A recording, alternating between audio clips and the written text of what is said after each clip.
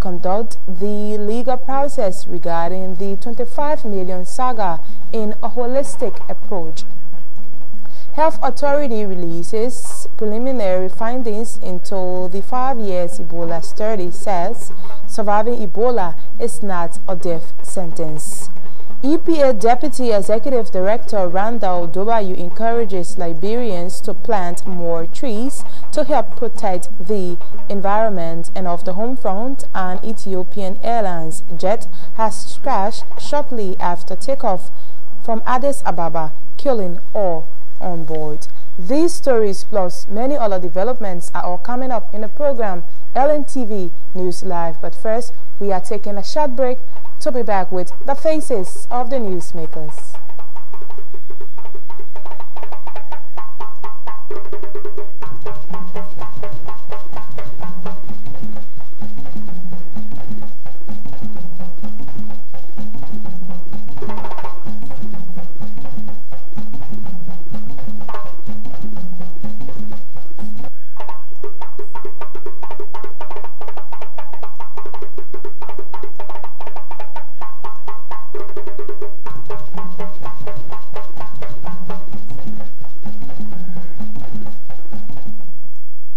Back to LNTV News Live. Vice President Joe Howard Taylor says the government of Liberia remains committed to transparently follow the ongoing legal process regarding the $25 million saga.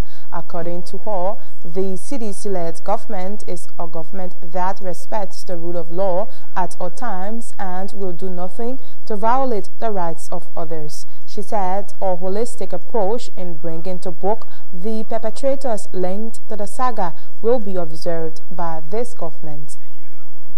Well, I want to thank the U.S. government and also the presidential team, because there are two reports, the one from the U.S. government and the one from the team, the Liberian presidential team, for concluding this in an able manner and providing the reports for us to see. I think the onus now is on government to ensure that the legal processes go through in a free, fair, and transparent manner, and that it is holistic, because this is money that belongs to the Liberian people. And as the president has said, whoever is responsible will face the full brunt of the law. So we hope that this will be a holistic approach, and that those who are responsible at whatever levels will get their day in court. The president has been clear that the reports will come out and that there will be a holistic approach. We heard him a few weeks ago, and that whatever comes out of the report in terms of those who are responsible and liable will be given a day in court. And I think this is the process that has ensued. Thank you, John. Thank you. Preliminary findings into the 5 years scientific Ebola study have been released in the country. According to the Deputy Director General at the National Public Health Institute of Liberia, Dr. Musoka Fala, the report captures 88 symptoms, 40 of them predominant. He said there were some good health signs shown by survivors over the period during the study. Dr. Fala warned that surviving Ebola is not a death sentence. How much new condition they develop versus what condition exists among them? So the review was interesting and said that we want to know what happened to them at 1 year. And it's because of answer that very concern you have. At 6 months, indeed, we saw many multiple conditions, especially urinary tract infection, headache, fatigue, memory loss, joint pains. We saw those ones. We look at 88 different symptoms. We saw 40 of them are a little bit predominant. And we compared the symptoms among them and their close contact. The close contact is a snapshot of the Liberian population. At 6 months, we consistently saw that they were high, these conditions were very high among the survivors compared to the close contact. But then the good news is that when we follow them for 1 year and look at the data, all of those conditions that were terrible at around, because we started following them up around 20-30 months after they left the treatment unit. We started to follow them all. Look at them at 6 months, but about 1 year, the good news is the conditions we saw that were high begin to get better. So it begin to resolve over time. So one of the first and key things we have is that surviving Ebola is not a death sentence. It's not that when you come to the treatment unit as a survivor, the conditions are going to be overwhelming that you're going to die. What is important for the nation? It means that we don't have to spend all our resources on these people for the rest of their lives. So we saw that by 1 year, the conditions begin to get better. So like memory loss, fatigue, joint pain, muscle pain, the headache, psychological problems getting better. So we saw that happen. Meanwhile, Dr. Fala also disclosed that the report is very unique because of the largest number of people it covers, including close contact persons, unlike other countries. It's unique in a lot of ways. First thing is, this is going to be the largest, still therefore the largest amount of survivors in history. History in the world? Yes, to take a group of survivors and just look at them in a cohort. Okay. It's going to be the largest. Something like 100, 200, we're talking about, as of our last count, 1,140 survivors, one group. The second thing that makes it important is that we are looking at them over 5 years. So after the key worry you have. And then we bring in controls, we bring in their close contact, their friends that live in the same house, and say, okay. Because we cannot draw a conclusion and say the condition these people are facing is because they were infected with Ebola and then went to the treatment unit. The only way you do is to have a control. The absence of knowledge, when the evidence is vacuum, people stigmatize, people attack, people operate out of fear. But we have the confidence to tell our government, advise our government, the governments of the world, and say, no, we know some level of this of confidence that we don't expect this to happen. The Deputy Executive Director of the Environmental Protection Agency, Randall Dobayu, says the EPA places more emphasis on intense community participation because they are usually at risk or victim to climate change. Speaking during a tree planting ceremony recently, Mr. Dobayu stressed the need for Liberians to plant more trees because it helps in protecting the environment. Intense community participation, because in the end the community will either be the victim or the victor of climate change. You see today in March, you see dew has now started falling. Before, do you know what is the fall in March? It's the fall in December and January. You see climate change right there, the sun is intensely hot. As soon as 7 a.m. in the morning, you feel the moisture, you feel the heat everywhere. And so these trees that we are planting, you know, not to echo the definition to you, but for those outside there, this tree, one may ask, how important is tree? But a tree holds our soil, it improves our water quality, and then it also gives us good oxygen and take in carbon in the process of photosynthesis. That's the importance of these trees we are planting. All around the world, countries like Costa Rica, they put plant trees in Labrador, we cut down trees. Places the Philippines put plant mangrove, while in Labrador we cut down mangrove. This is the reason why you see fire is burning everywhere, disaster is occurring. So this tree we are planting first, I let us start up with planting a tree in the name of our president, President George Manneh. We are planting this tree right here in Sleway to be named and start the tree of President George Manneh. We are president of the Republic of Liberia. Also speaking was the program manager of the National Adaptation Plan of the UNDP, Abraham Tumbe, who calls on the communities to take action to help build resilience in order to prepare for a disaster. Been working with communities so that communities can have a good understanding of the issue of climate change as well as the issue of disaster. Under the community-based adaptation initiative, we've been providing support and training to communities so that communities can take actions that can enable them to build their resilience to climate change as well as be prepared for disaster. So over the last few months, communities have learned the importance of trees as a defense in terms of responding or preparing for disaster as well as mitigating and adapting to the impacts of climate change. These trees that we are about to plant today is a symbolic exercise. The idea is that communities beyond Monrovia will continue to plant trees and see trees as a primary defense for dealing with disaster and climate change. Over the last week, all of you here participated in the training exercise. You now have the information you need to deal with climate change. You now have the information you need to deal with disaster. We can no longer look any further when it comes to evidence of climate change. You see flooding all around our communities. You see the issue of coastal erosion. You see torrential storm. And all of those issues are issues that affect communities directly. Liberians have been encouraged to make farms to ensure the country can be self-sufficient in food production. According to Internal Affairs Minister Vani Sirleaf, if the people of this country, mainly in the rural areas, put themselves to work, it will improve the country, especially in the agricultural sector. We should come together, the cooperative, no roasting. They've been doing it for a long time. How can power come to you when you don't have money to manage that power? The power will go back. It will go back. The way I think we should do, and the president approve it in a president document for development, they call PAPD. The way we'll do it is, you allow make farm. You allow put ourselves to work. We will make farm the communion way. Saraye people of Gangrosan, they make big farm. When we sell the rest, maybe the cereal, we sell it as seed rest, maybe. Whatever way what we plant. I just call it rest name.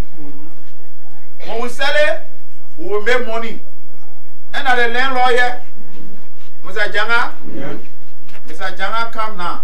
All the Gangrosan people, they get together. All the farm we made this year, the money we got, that $1 billion Liberian dollars. Until you make $1 billion USD for that Liberian dollars.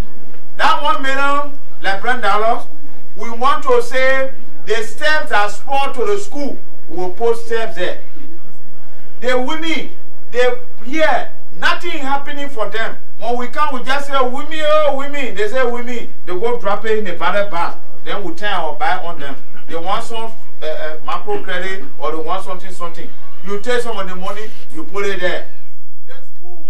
Meanwhile, Minister Vani Sirleaf urged the people of Liberia to see peace and reconciliation as the best way to move the country forward.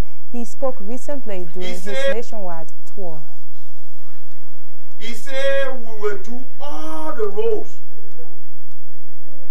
We will build the schools. We will build hospitals.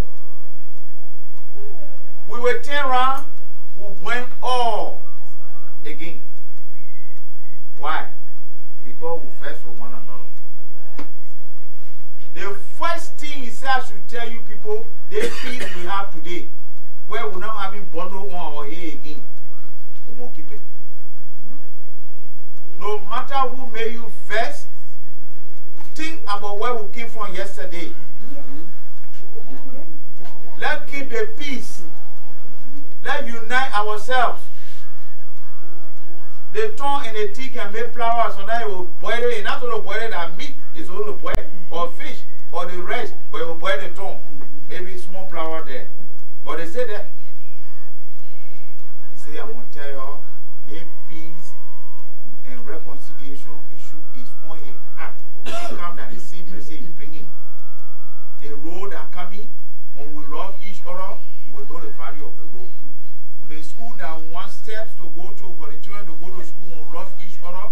That school, the children will go to school. And the clinic. So he said the first thing is for us to love one another. Let's keep it. Well, if you have just joined us, this is a reminder that you are watching LNTV News Live, a 30-minute presentation of all the latest developments about Liberia, Africa, and our one world. It's Monday, March 11, 2019. My name is Zokoi Beslokonen, anchoring this edition of the program. Let's recap our headlines. Vice President Joel Howard Taylor says the government is committed to transparently conduct the legal process regarding the 25 million saga in a holistic approach. Health Authority releases preliminary findings into the 5 years Ebola study, says surviving Ebola is not a death sentence. EPA Deputy Executive Director Randall Dobayu encourages Liberians to plant more trees to help protect the environment. And off the home front, an Ethiopian Airlines jet has crashed shortly after takeoff from Addis Ababa, killing all on board. LNTV News Live takes a short break to be back with more developments.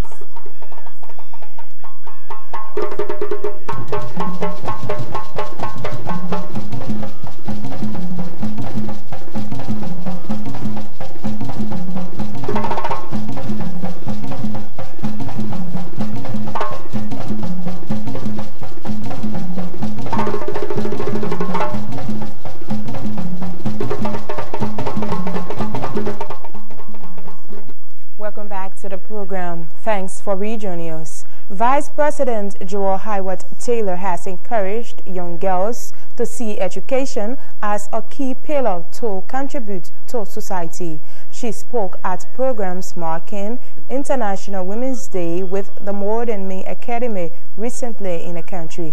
Julius Conton has the rest of the story.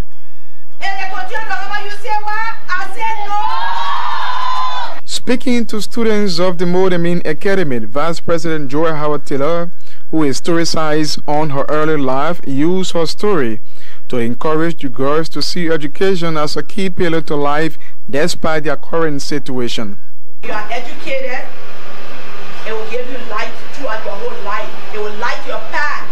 That your way will never be dark. So it doesn't matter where you grew up. What matters is what you put in your head.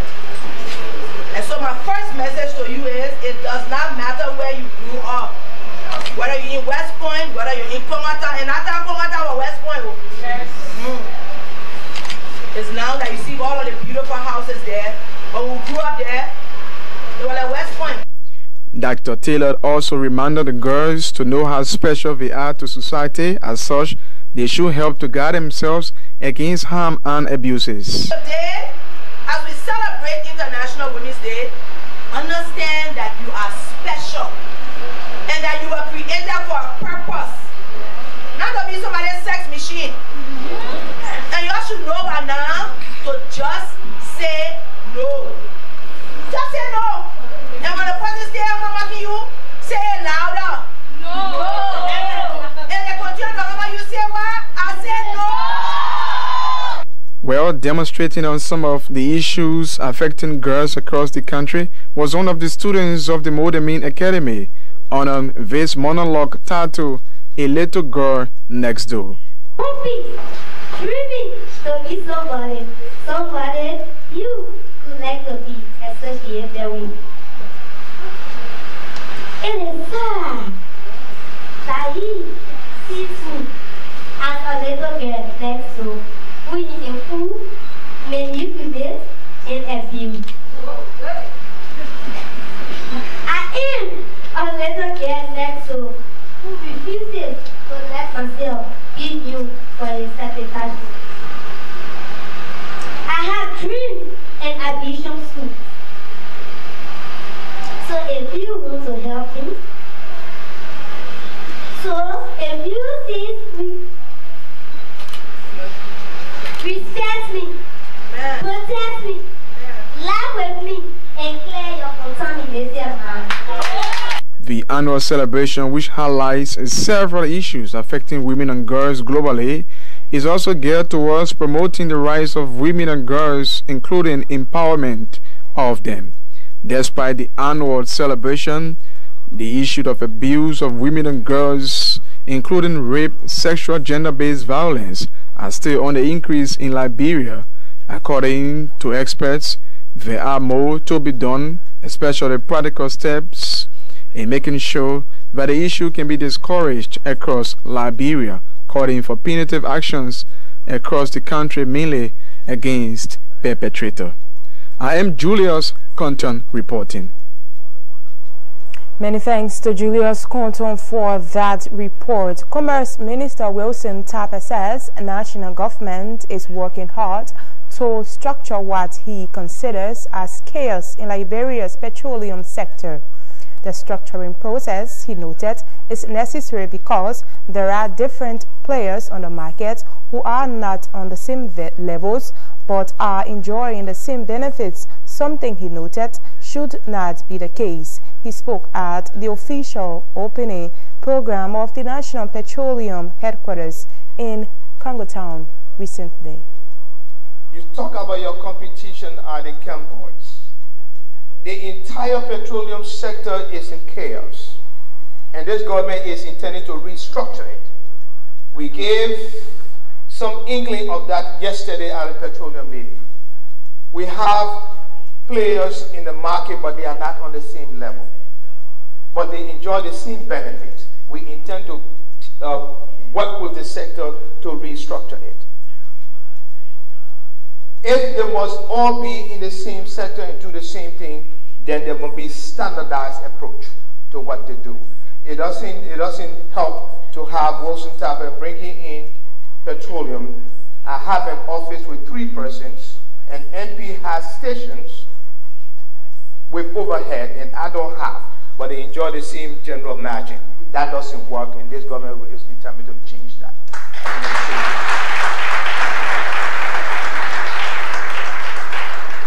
We will not impose it. We will discuss it with the sector, and we will reach an understanding. And discussing with the sector doesn't mean the sector has to agree. As a government, we know where we want to go. One is in the interest of the private sector. We will do it and will be non-apologetic about that. Time is fast spent.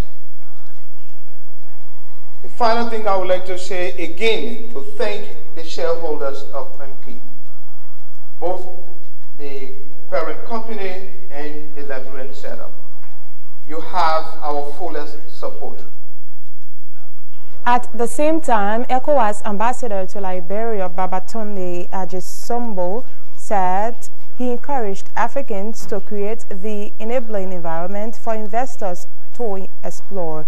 He said there is a lot to be done in the sector, especially making reference to high competition. I want to thank the Liberian government for the support they have given the National Petroleum. But there's still a lot that needs to be done. When you look at what obtains in our region, which I'm not going to repeat, because the pioneer managing director has said it all, we have to be competitive.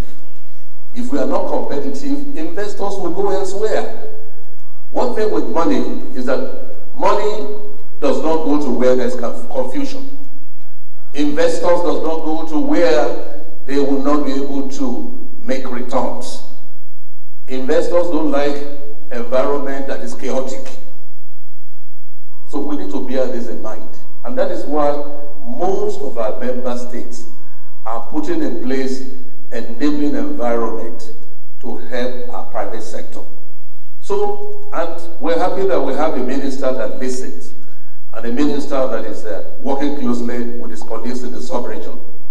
He has been attending all our ECOWAS meetings, and we want some of these recommendations to be implemented in Liberia for the development of this country. Meanwhile, the former managing director of NP, Mohamed Khan, calls for relevant government-line ministries and agencies to support and protect them for the betterment of the sector. Whenever I pass on the bypass, there was a beautiful Duncan station just by the field we have in Camboys. I used to tell my neighbor, pass Cam just here, good. I don't want to see that thing. Somebody has invested, paying the real estate tax, having a generator, paying for electricity, doing all those things. Then a small boy will come by the side, puts his 5 gallon there, cars will park, and they pump right inside the heart of the city of Monrovia. I said, you can't, of course, the country where I find myself there, you can't see those things. You can't in Cordoba and Abidjan, you can't. Even small Gambia, you can't. I said, these are my competitors. Why?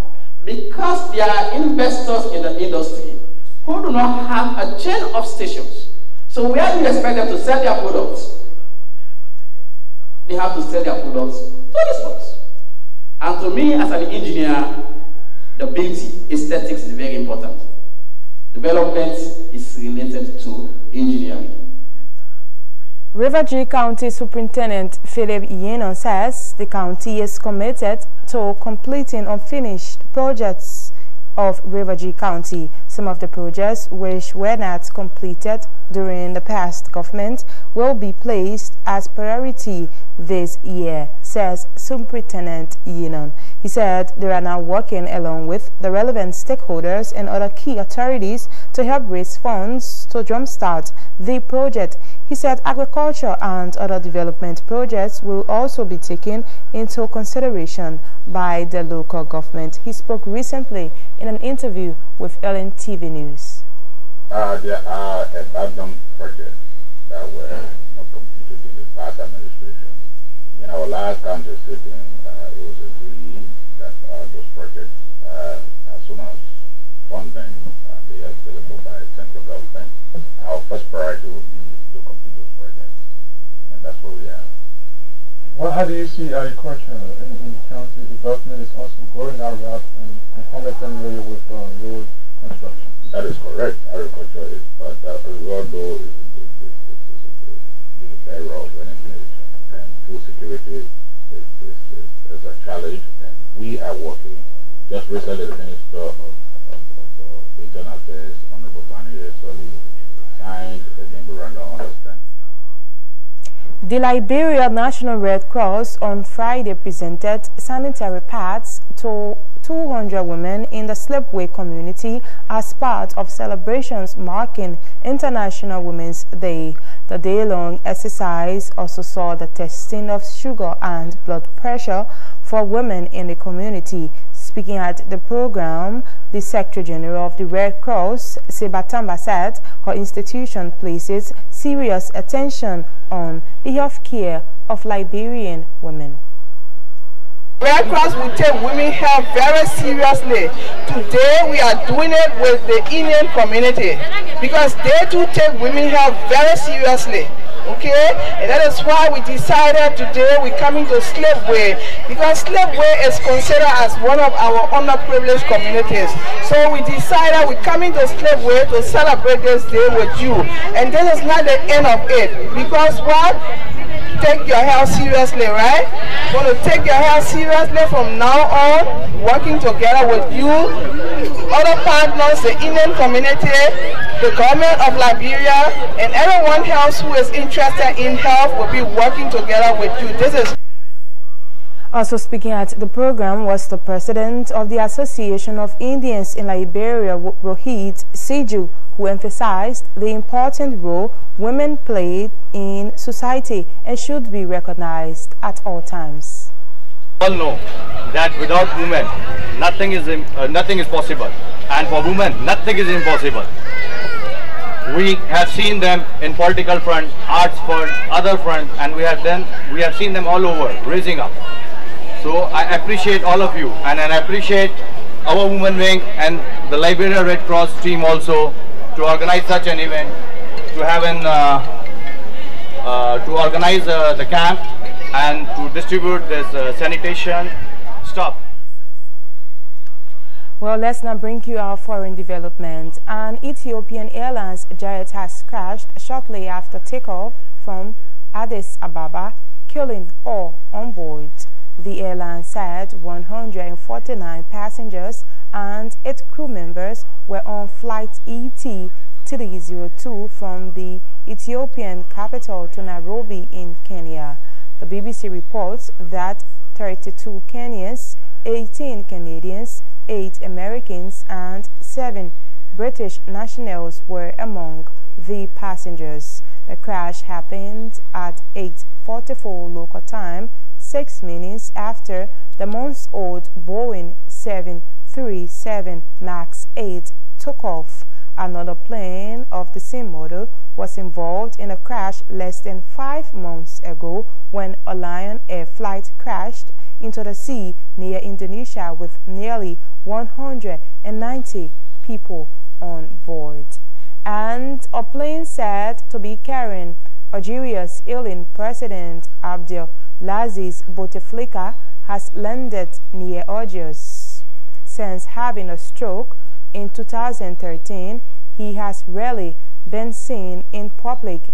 The president's plane flew to the Suez city on Sunday before returning to Burafik military airport. Reports say Mr. Bouteflika's announcement that he would stand for re-election next month sparked huge protests across Algeria. The demonstrations, which have seen tens of thousands of people take part, are thought to represent the biggest threat so far to Mr. Bouteflika's 20-year rule. Well, let's recap our top stories.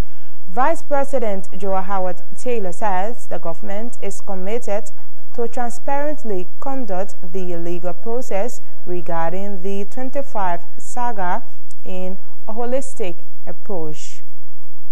Health Authority releases preliminary findings into the 5 years Ebola study, says surviving Ebola is not a death sentence. EPA Deputy Executive Director Randall W. encourages Liberians to plant more trees to help protect the environment. And off the home front, an Ethiopian Airlines jet has crashed shortly after takeoff from Addis Ababa, killing all on board. Well, this is how we come to the end of the program, LNTV News Live. Many thanks to you all for your viewing role. Many thanks to all of our reporters, correspondents, technicians, switchers, and editors for making this package a success. LNTV News Live is a production of the television department here at the Liberia Broadcasting System. This program comes on every Monday to Friday, with the early edition at 10 to 10:30 in the morning and the late edition at 8 to 8:30 in the evening. On behalf of the entire television staff, my name is Zokwe Beslo-Konen. I've been anchoring this edition. Have a pleasant day. Bye-bye from Plainsville.